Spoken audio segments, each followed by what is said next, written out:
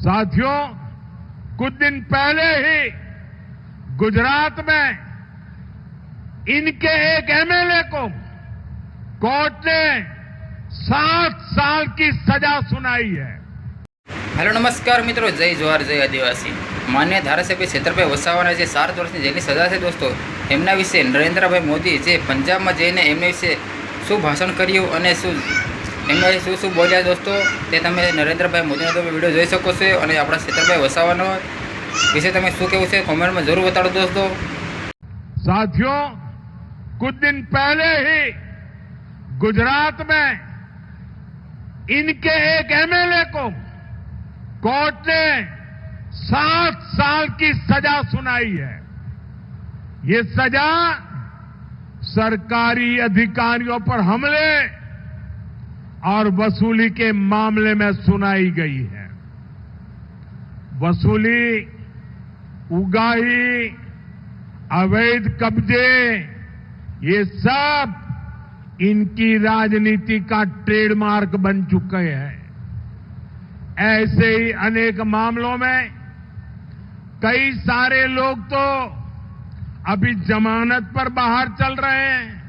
तो दर्शक मित्रों, छत्रभाई वसावा માટે જે પીએમ મોદીએ એમના વિશે જે ભાષણ કર્યું છે દોસ્તો, એમના વિશે ઈશુદાન ગઢવીનું શું કહેવું છે દોસ્તો, એ ઈશુદાન ગઢવીનો તમે વિડીયો જોઈ શકો છો। અને તમે અમારી ચેનલ પર નવા હો તો લાઈક સબસ્ક્રાઇબ કરી દેना। સારો ઈશુદાન ગઢવીનો તમે વિડીયો જોઈ લો। चुके हैं ભાઈ શ્રી નરેન્દ્રભાઈ મોદી ગઈકાલે જે નિવેદન કર્યું કે આદિવાસી યુવાન છત્રભાઈ વસાવાએ ખંડણી, ધમકાવવું, અધિકારીઓને ધમકાવવા, એ કેસમાં કોર્ટે સજા કરી।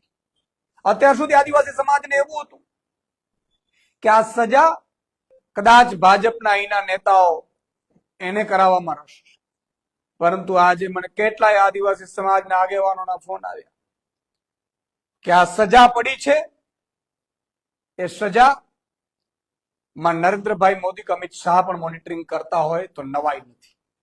આજે આદિવાસી સમાજ ખૂબ નિરાશ, વર્ષો સુધી ભાજપને ખોબલે ખોબલે મત આપનાર આદિવાસી સમાજ આજે ખૂબ ખરાબ ફીલ કરી રહ્યું છે।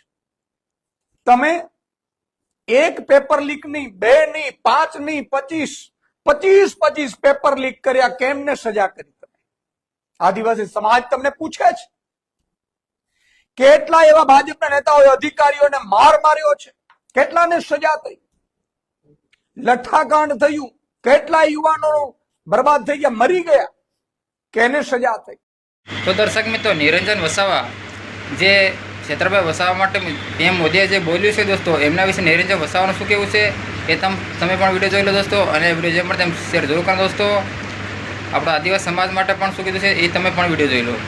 દેશના વડાપ્રધાન શ્રી નરેન્દ્રભાઈ મોદી સાહેબ શ્રીએ જે ગઈકાલે એક નિવેદનમાં પંજાબમાં કે ચૈતરભાઈ વસાવા ડેડિયાપાડાના ધારાસભ્ય પર જે નિવેદન કર્યું છે, જેના લીધે આખા આદિવાસી સમાજમાં રોષ છે। આજે જ્યારે કોઈ વ્યક્તિ પોતાના હક અધિકારની વાતો કરે, રોડ રસ્તા, પાણી, આરોગ્ય, શિક્ષણની વાત કરે, અને ત્યારે આવા એક ધારાસભ્યને ખોટા કેસોમાં જેલમાં મૂકવામાં આવે। અત્યાર સુધી તો અમને ફક્ત એવું જ લાગતું હતું કે અહીંના ધારાસભ્યશ્રી, અહીંના સાંસદ સભ્યશ્રી અને લોકલ નેતાઓ જ આ કેસમાં ઇન્વોલ્વ હતા, પણ ગઈકાલે જે દેશના વડાપ્રધાને નિવેદન આપ્યું છે એનાથી લાગી રહ્યું છે કે દેશના વડાપ્રધાન, ગૃહમંત્રી પણ આ કેસમાં ઇન્વોલ્વ છે અને આ તમામ મોનિટરિંગ એ કરી રહ્યા છે। શું ચૈતરભાઈ વસાવાએ જે દિવસે ડેડિયાપાડામાં આપણા દેશના વડાપ્રધાનશ્રીનો કાર્યક્રમ હતો અને એનો હિસાબ માંગ્યો, એ આપણા દેશના વડાપ્રધાન અને આ ભાજપના નેતાઓને